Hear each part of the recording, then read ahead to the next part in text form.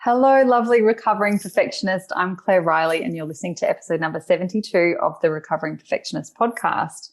Today, I'm going to outline the 3 things that help you make sure that your blogs are succinct and helpful. If you'd like to check out the key takeaways, you can head to claireriley.co/pod/72, and I'll share any links over there as well.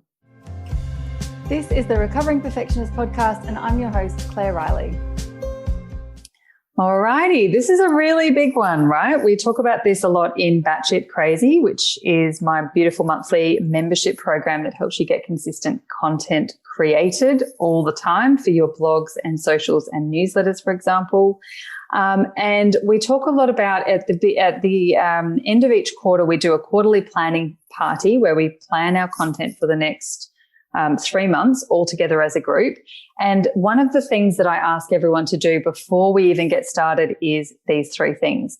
They also apply to when you sit down to write any blog or record a podcast or anything like that. So you can actually take these 3 steps and apply it to every time that you're creating content. As I said, whether you're creating a new blog, a podcast, you might be going on someone else's podcast as a guest speaker. It might be for a webinar that you're creating, an ebook. It could be for every newsletter that you send out. It could be every time you sit down to batch some social media content and that sort of thing. These are the 3 key steps that will help you make sure that the content that you're creating is succinct and helpful for your audience. So let's jump into it. So the first one is I want you to get really clear on who this is going to benefit. It could be slightly different from your niche, or it could be a sub-niche of your regular niche for each blog or for each of these pieces of content. But you need to be really clear on who you're actually writing this for. I'm going to say writing, just make it easier. So I'm not saying writing, speaking, blah, blah, blah, but it applies to everything. So who are we actually creating this content for? If you can jot down a couple of things or even just get clear in your head, spend 30 seconds in your mind before you start tapping away on your keyboard to who you're actually writing this for and what the purpose is for them, it will make it so much easier for you because you're sitting down to speak to a specific person rather than trying to cover all bases and be all things for all people. That's when we start to get a bit waffly and we chuck a bit of this information in and we go back to the base stuff on here. If we're really clear on what level the person is who we're writing it for, we're less likely to fill up this space and fill up these words with gap fillers just for the sake of it. And we're less likely to buff it up with more information that actually ends up feeling really overwhelming or superfluous or just not helpful at all. So getting really clear on who exactly it is that you're talking to makes a massive difference with keeping things short, sharp, to the point, and helpful and valuable to your audience. So that's the first one. Be clear on who it is for and who it's going to benefit.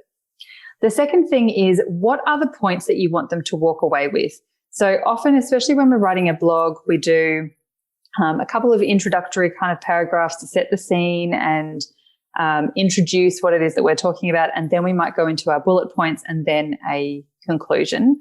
What I want you to be really clear on is, what do you want people, if they read the whole thing or even if they just skimmed and kind of looked at the bullet points, what do you want them to be thinking about or milling over for the next little while?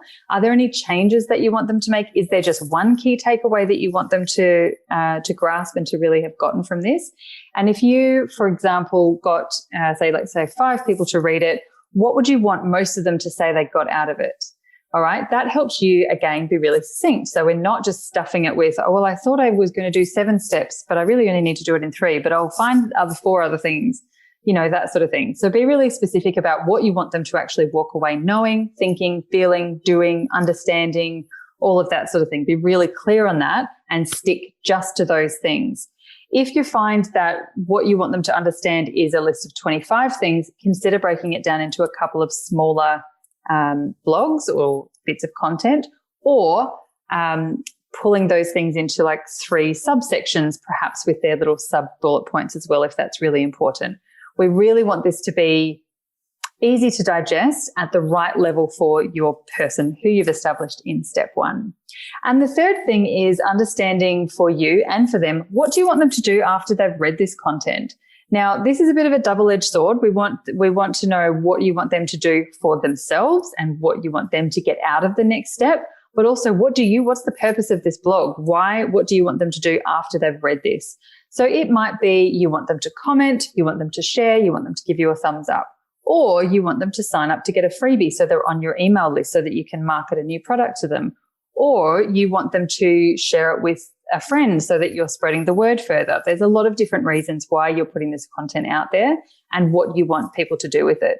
The other side is that what do you want them to get out of it? Do you want them to get the freebie so that they can actually have a checklist to work through the things you've talked about in the blog, so that they can have a transformation that you promise and that you know is effective, is able to be effected if they follow these steps?